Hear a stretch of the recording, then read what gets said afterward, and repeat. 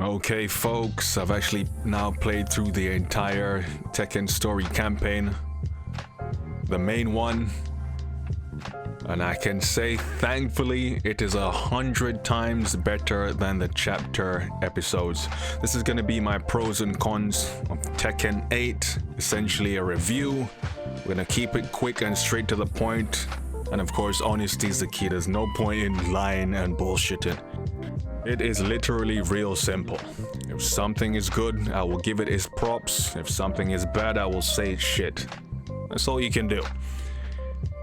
And I've played Tekken for donkey years. I know all the character stories, bios. I know how the game system works for the previous games. So you'll get a decent review from me.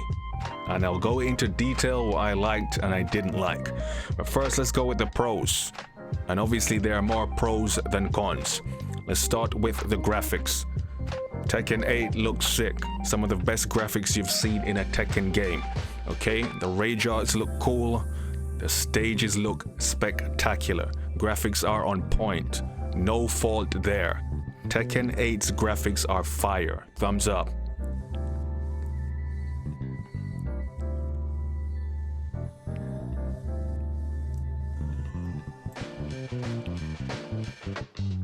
Let's talk about music, of course. To me, this is something vital in a fighting game. It gives the game more feeling. It enhances the game to me. And Tekken blows this shit out of the water. Of course, you have the jukebox. So either way, if they came with dead tracks in Tekken 8, you were good, because you could customize it. A fire utility that I think that should be added to every fighting game. I'm not gonna hold you. Street Fighter 6 needed a jukebox. MK1 100% definitely needed a jukebox. Because the latest tunes from Street Fighter and MK aren't memorable. So it would have been cool to put in those classic tunes on your favorite stage. So Tekken wipes the floor with other fighting games in terms of music, because you have a choice of what music you put on what stage. That is fire. Now let's talk about the Tekken 8 soundtrack. Mostly bangers. Okay, I'm gonna have to do like a top 10, well not even top 10, top 5 Tekken 8 tracks. Those are fire. So once again, music on point, thumbs up.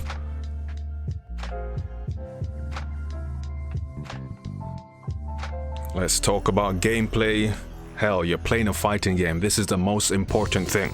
The game can look hot, have great music, but if the gameplay is shit, then it's pointless. But lucky for you, this is Tekken. And if you play Tekken 7 again, arguably the best fighting game system, took a lot from Virtua Fighter and arguably took over from Virtua Fighter as the king of 3D fighting games. In fact, it's not arguable. Tekken is the king of 3D fighting games because it has now surpassed Virtua Fighter. So gameplay is on point, zero qualms. You knew you were gonna get one of the best fighting games ever before Tekken 8 was released based on Tekken 7 gameplay. 100% a pro. Gameplay is fire, combos look sick. The new heat mechanic, I haven't 100% mastered it yet, but give me a couple of days and it's game over. So gameplay, thumbs up. Easily. Now we get to story. And this is where a lot of people, people are over there, over here. Listen, to me, because again, some people do not play fighting games for story. I want a good story. I want good character endings. Can you imagine people come on a lore channel and talking about, oh, but no one cares about story? You are in the wrong place, my guy. That's what I like. Check out 90% of my videos. What am I talking about? How the character progressed. Jobbers, people getting washed, storytelling.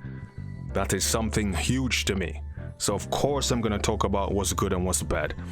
Now I talked about the main story. I thought it was good. Obviously they kind of got carried away in the end with all this flying into space and shit, but it was all good. The most important thing I liked about this was that a lot of characters got incorporated into the main story. Like certain characters that didn't even get a chance to talk, spoke. That's good. Even the little scene where a couple of the guys gathered up and said why they would want to help Jin. That was cool. You don't normally get these guys even getting the time of day. And of course, let's talk about the Tekken Force mode element. You reach to a certain part in the game and then they switch to the Tekken Force Light mode. That was fire. I thought that was hard. Again, I was saying before the game came out, put that in as a mode rather than Tekken Ball. But hey, you get to experience it in the story. A lot of characters shined here. Reina probably had one of the best performances in the story by a mile. Claudio went out like a freaking G. I didn't think much of Claudio in Tekken 7. I have new respect for Claudio now. Claudio went out like a G. Obviously, some characters underperformed. Some characters stepped up. I think Zafina was wasted in this story. She was literally a damsel in distress. I don't think Zafina did one single attack apart from just get washed and sacrificed. Zafina went out sad. Asuka, useless as usual. Xiaoyu stepped up. Lars stepped up. I think Leroy was portrayed well here. Kind of taking over the mentor figure, you know, like Wang, where he's schooling the young ones to the game, pushing Jin forward, literally teaching Jin during his fight. That was cool. Other cool elements include when Jin was fighting Kazuya, they're playing the old Tekken themes that you all recognize. I thought that was pretty dope. Listen, overall the story was decent. Now, is it the best story ever? Nope. But it's an improvement over Tekken 7, that's for damn sure. This main chapter campaign shits on Tekken 7's campaign with that dead narrator. So yeah, it's an improvement. It's a pro.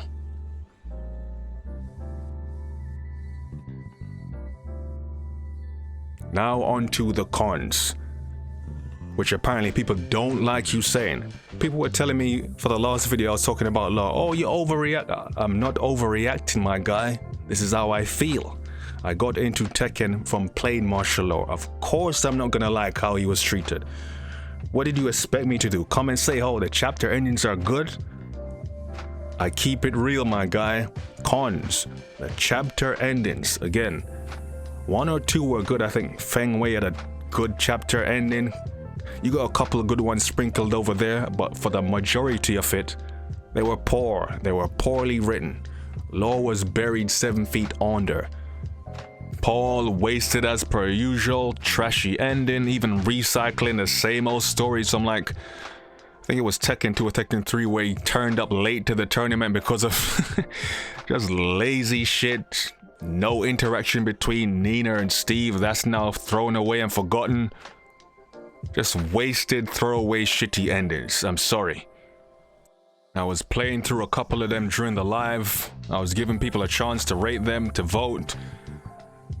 And people were giving some of these endings 0, 1 out of 10, 3 out of 10. So yeah, they suck, not just my opinion. And the last con I have is the customization. Again, I see some people saying the customization is great. Clearly, you didn't play Tekken 7. So that's probably the new people who have just started playing Tekken that don't know that everything you see in that customization was there in Tekken 7. And someone like me who played Tekken 7 for over 100 hours ran through all these customizations. We've done the Lars's Goku, Lars's Link, your Terry Bogard attempts, your Dante's, Joker as Dragunov. All this stuff has been played out for years. The handful of good cosplay characters you can create in Tekken 7, we've been rinsing all of that for years. For you not to bring back practically the exact same items with a handful of new ones is poor. The customization in Tekken 8 is poor. That's not me overreacting, that's the truth. Now, if you're someone who doesn't care about customizations, then that's good for you. But I do. That's a utility I like. I want to go around and play around and make freaking Kenshiro, some Baki characters, some Virtual Fighter characters, and actually make them look the part. But you can barely do anything with these customizations, okay? Making that a con. Simply a fact. And that was pretty much it. Those were my pros and cons. I can't really talk about the online gameplay because it's the first day. Yes, I played a couple of ranked matches. It crashed, but again, this is the first day, so the server is jammed packed. So you gotta give it a couple more days before you judge the online experience. But yeah, so far, great game. And Tekken 8 will most likely get the fighting game of the year. That's it. People, give me your pros and cons. Of course, expect a power list, a performance list. Who are the jobbers? Who are the main eventers? You know how I do.